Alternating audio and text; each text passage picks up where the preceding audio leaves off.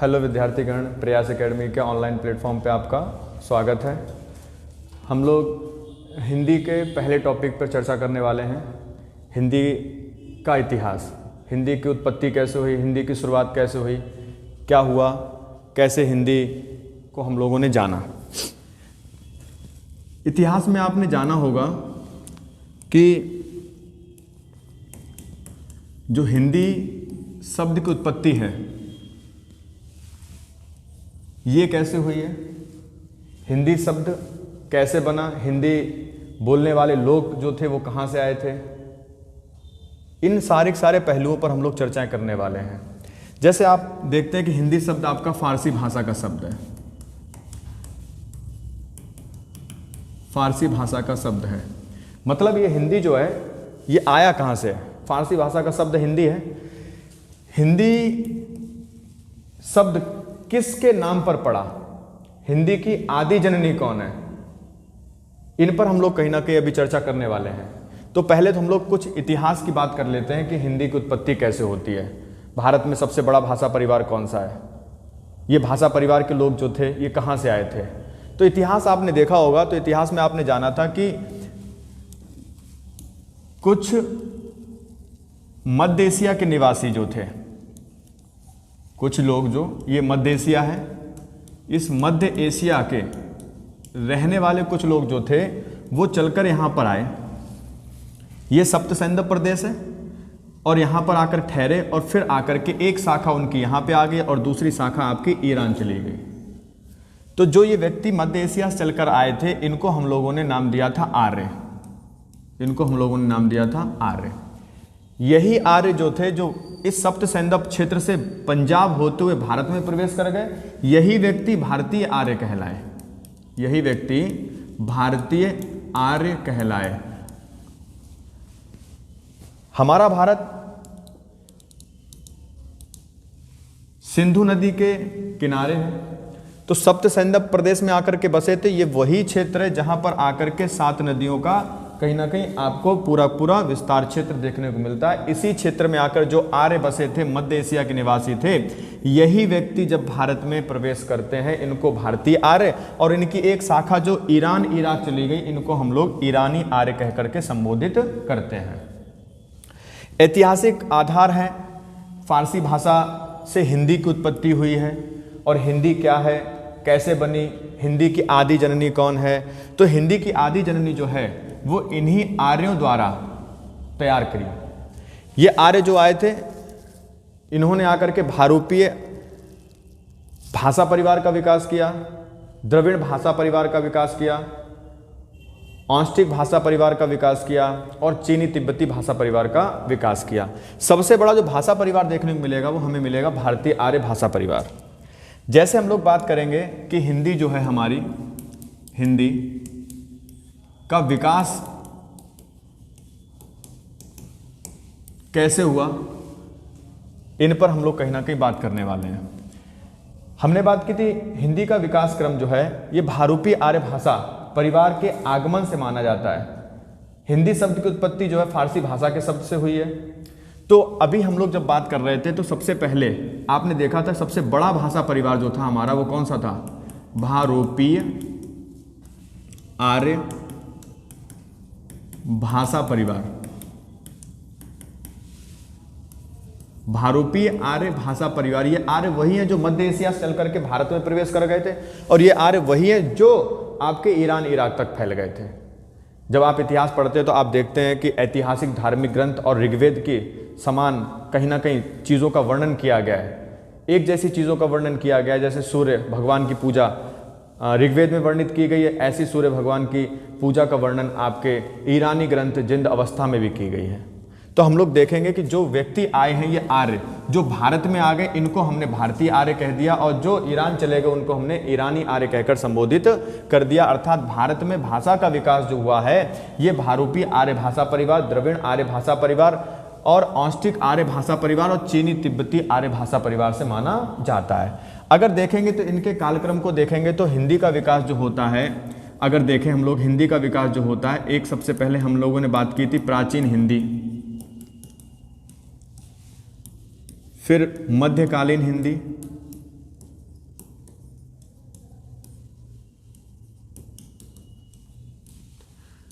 और नंबर 3 पे अगर हम लोग बात करेंगे तो नंबर 3 पे हमारी आधुनिक हिंदी है।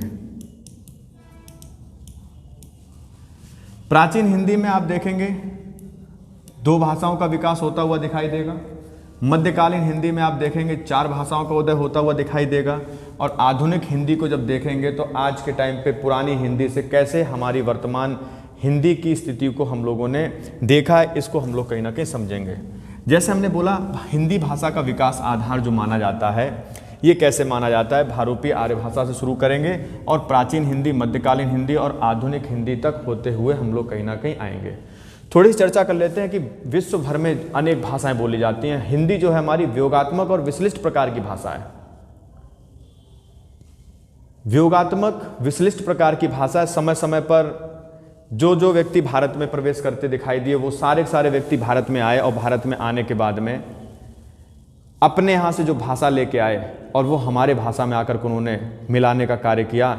और आज की डेट में हम लोग पहचान नहीं पाते कि शब्द जो है ये आपका फारसी शब्द है, उर्दू का शब्द है, हिंदी का शब्द है, तत्सम शब्द है, तद्भव शब्द है। ये कहीं ना कहीं हम लोगों को कन्फ्यूज करने का काम करते हैं।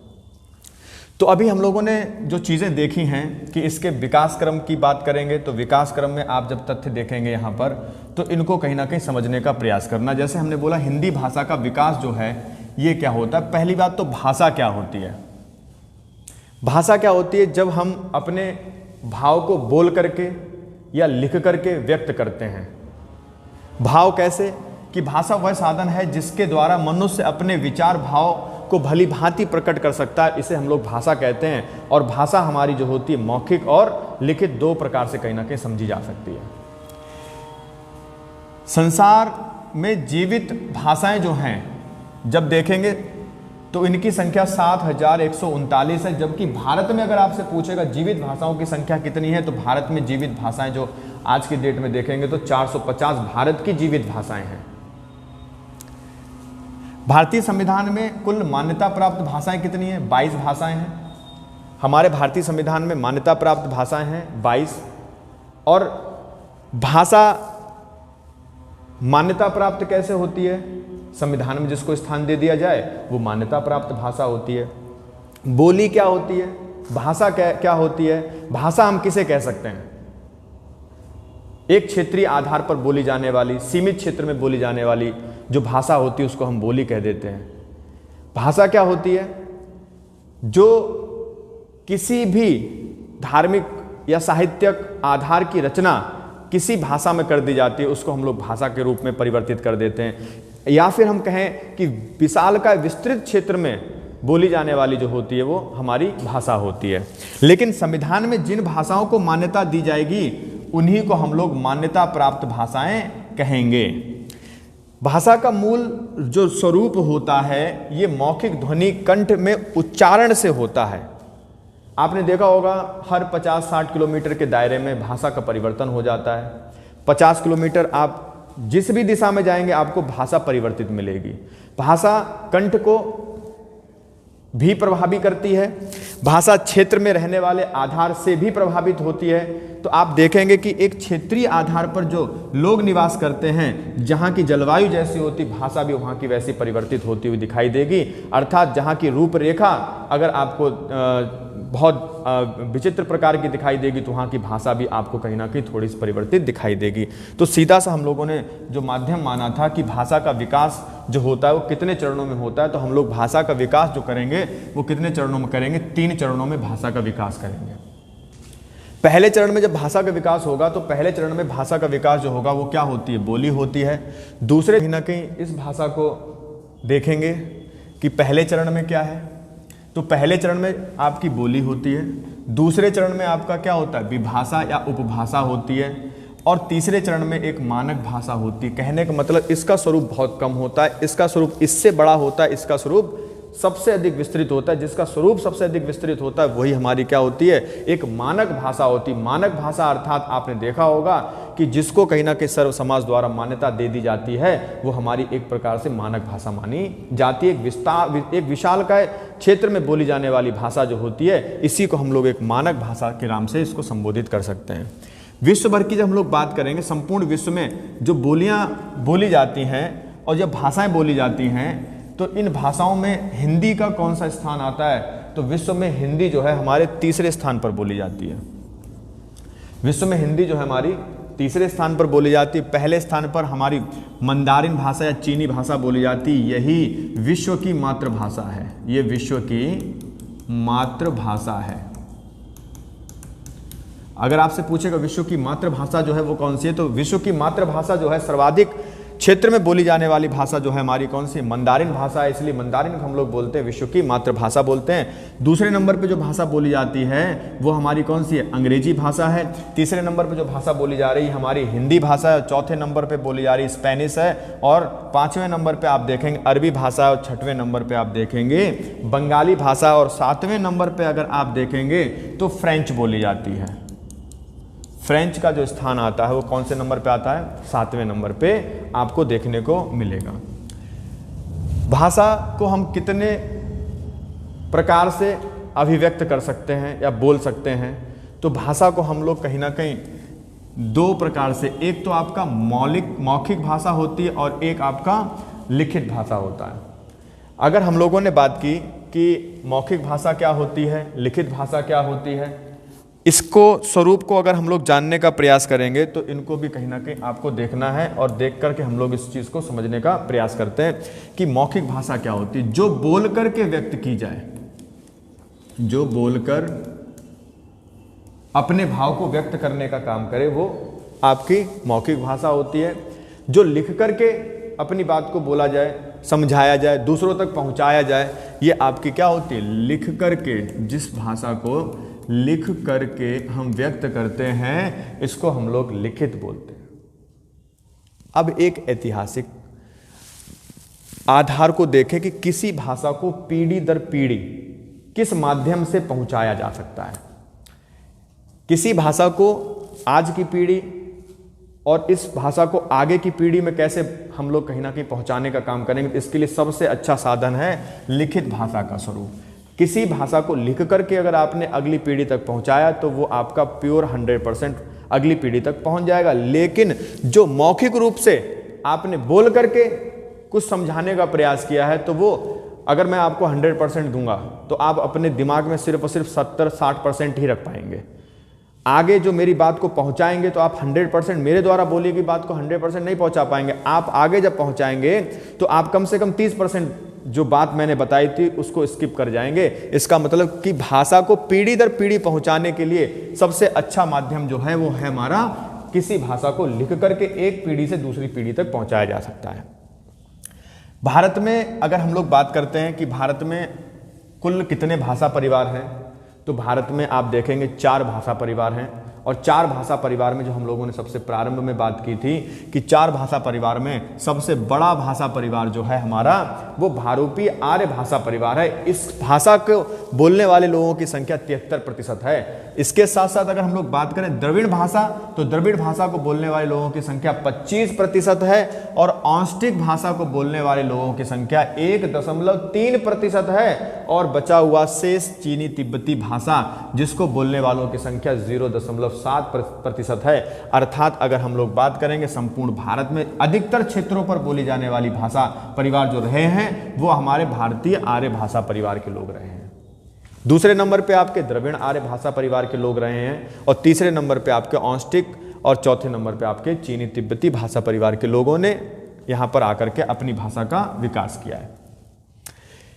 हम लोग देखेंगे कि भाषा का जो माध्यम माना गया है वो कैसे हम लोगों ने व्यक्त किया है कि एक भाषा को कैसे कैसे हम लोग राष्ट्रभाषा घोषित करते हैं, एक भाषा को हम कैसे राजकीय भाषा घोषित करते हैं।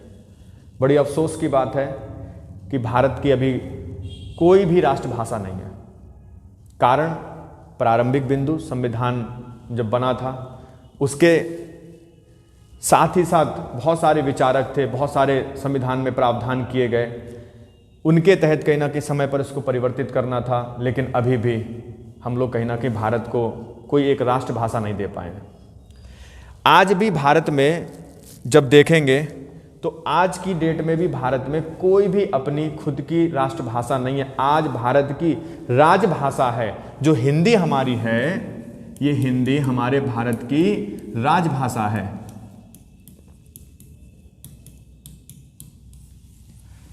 अनुच्छेद 343 का अनुच्छेद 343 का भारतीय संविधान के अनुच्छेद 343 के का में हिंदी को हम लोगों ने राजभाषा घोषित किया है, और हिंदी को राजभाषा बनाने के साथ साथ हिंदी की जो लिपि होगी वो हमारी कौन? देवनागरी, देवनागरी लिपि होगी। अनुच्छेद 343 के का में हिंदी हमारे देश की राजभाषा होगी और इसकी लिपि जो होगी वो होगी हमारी देवनागरी लिपि।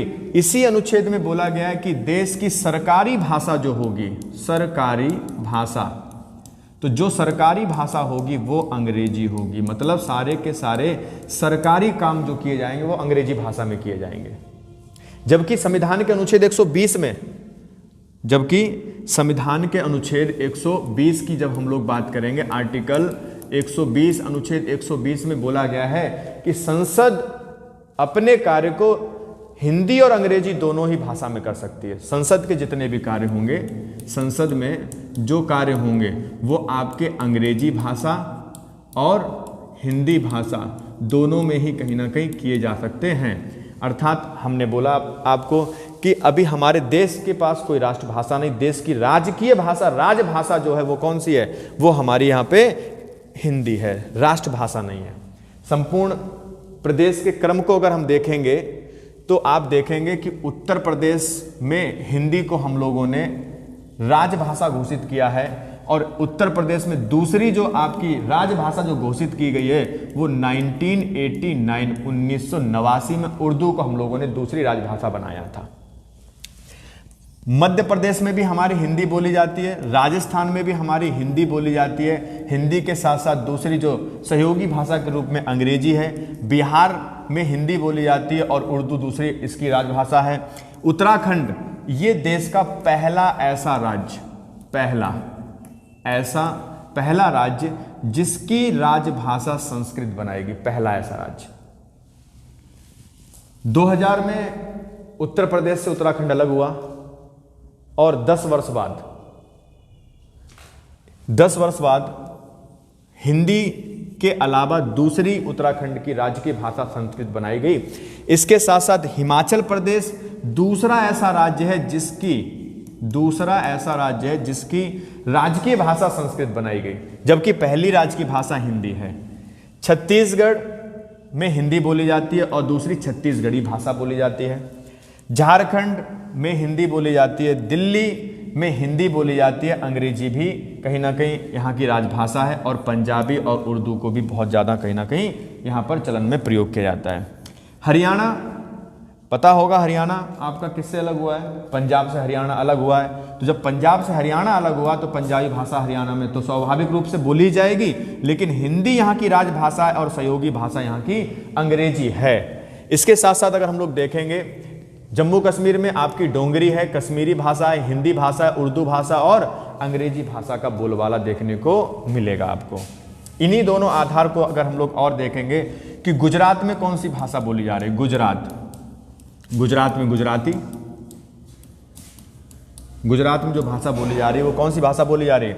गुजरात में गुजराती भाषा बोली जा रही है। हम लोग बात करते हैं कि हिंदी के विकास क्रम में कैसे कैसे इन भाषाओं का विकास हुआ और कैसे कैसे करके समय समय पर हिंदी को परिवर्तित किया जाता रहा है, कि कैसे कैसे हमारी हिंदी व्योगात्मक विश्लिष्ट प्रकार की एक भाषा रही है।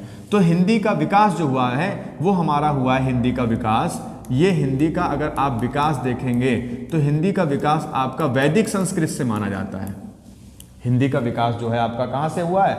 वैदिक संस्कृत से माना जाता है। अर्थात हम लोगों ने बात की थी प्राचीन हिंदी की, जब बात की थी तो यही प्राचीन हिंदी में दो भाषाओं का विकास हुआ था। एक आपका था वैदिक संस्कृत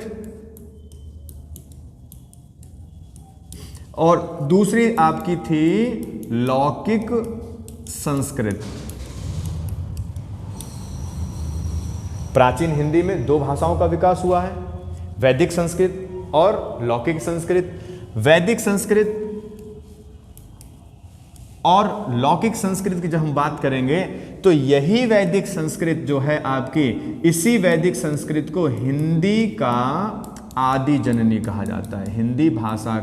हिंदी भाषा की आदि जननी जो है वो कौन मानी जाती है? संस्कृत मानी जाती है। और संस्कृत में भी कौन मानी जाती है? लौकिक संस्कृत नहीं, वैदिक संस्कृत मानी जाती है। कौन मानी जाती है? वैदिक संस्कृत।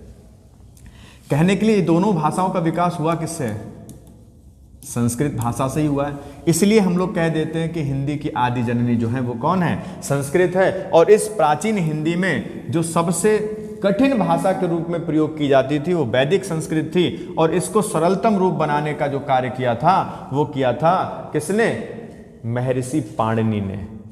महर्षि पाणिनि वेद व्यास के अच्छे मित्र थे, इसलिए इन्होंने वैदिक संस्कृत को व्याकरणबद्ध करने के बाद में थोड़ा सा सरलतम स्वरूप प्रदान किया था। क्योंकि वैदिक संस्कृत थोड़ी जटिल संस्कृत थी, ये आम जनमानस के पढ़ने में नहीं आ रही थी, समझने में नहीं आ रही थी। तो महर्षि पाणिनि जी ने इसको व्याकरणबद्ध करने के बाद में थोड़े इस संस्कृत के बिगड़ते हुए स्वरूप को इन्होंने कहीं ना कहीं संभालने का काम किया था। तो अभी हम लोग बात करें कि वैदिक संस्कृत जो है ये कौन सी संस्कृत है? वैदिक संस्कृत को किसने लिखा या वैदिक संस्कृत के जन्मदाता कौन है? क्योंकि भाई जिस भाषा में वेदों का वर्णन हुआ है, तो वेदों का जो वर्णन हुआ है वैदिक भाषा में हुआ है।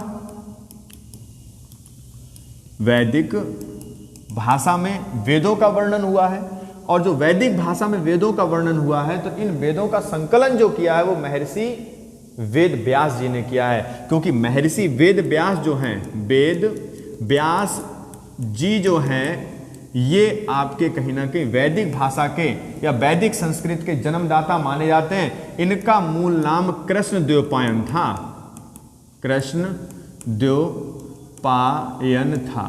जो कृष्णद्वैपायन आप देखेंगे तो ये साधारण मनुष्य हमारी तुम्हारी तरह थे, लेकिन जब इन्होंने वेदों को संकलित किया, वेदों को लिखा नहीं है, क्योंकि अगर आप ऋग्वेद को पढ़े हैं तो ऋग्वेद में आपने देखा होगा वेदों को किसी व्यक्ति विशेष द्वारा नहीं लिखा गया है, ये अपौरुष हैं। इनको संकलित किया है और वो संकलित करने का काम आपके कृष्णद्वैपायन अर्थात कौन? वेद व्यास जी ने किया है। इसलिए इस वैदिक संस्कृत के जन्मदाता जो माने जाते हैं वो आपके वेद व्यास माने जाते हैं। इसी वैदिक संस्कृत में ऋग्वेद, यजुर्वेद, सामवेद, इन सब वेदों का वर्णन मिलता है। अर्थात जितने भी वैदिक ग्रंथ हैं इनको वैदिक भाषा में लिखा गया। इनके समकालीन जो ग्रंथ हैं ये सारे वैदिक भाषा में लिखे गए, चाहे वो अरेंडक की बात करें, चाहे मंडल की बात करें, चाहे सूक्तियों की बात करें, तो ये सारे जो हमारे लिखे गए वो वैदिक भाषा में लिखे गए। उपनिषद हो गए, उपवेद हो गए, वेदांग हो गए, ये सारे हमारे वैदिक भाषा में लिखे गए।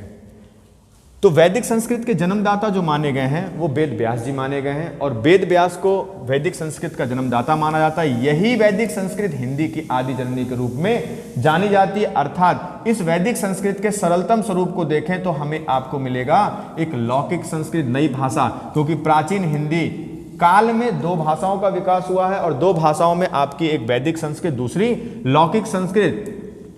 वैदिक संस्कृत के थोड़े से सरलतम स्वरूप को जब देखा, तो वैदिक संस्कृत जब सरलतम स्वरूप को देखा तो महर्षि पाणिनि जो हैं आपके, ये जब आए तो इन्होंने इस लौकिक संस्कृत में अष्टाध्यायी नामक पुस्तक की रचना की और विश्व की पहली व्याकरण की पुस्तक बना करके तैयार की। और दुनिया में सबसे पहली जो किताब बनने वाली व्याकरण की है वो संस्कृत की व्याकरण,